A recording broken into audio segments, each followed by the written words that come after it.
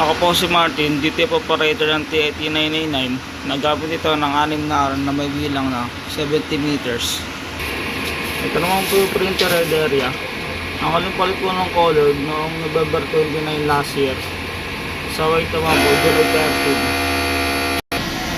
13. Ito naman po yung aming cupping na may 70% good condition. Head clean.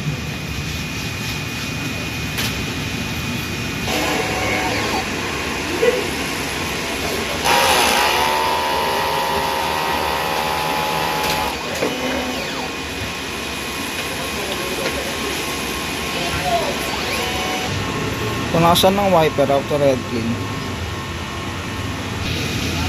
Nozzle check. Buwan naman po sila pareho. Ang system po namin, tama pa ang level. Ito na po ang aming waste tank, nalinis po nung Sabado. Ito naman po ang aming EBR. Ito naman po yung stock na kanyang sink namin, tsaka green solution po. DTF powder at DTF pin. Ito naman po yung weekly physical inventory report, updated. Consumables withdrawal, updated din po. Consumables withdrawal, updated din po. Daily output record pala.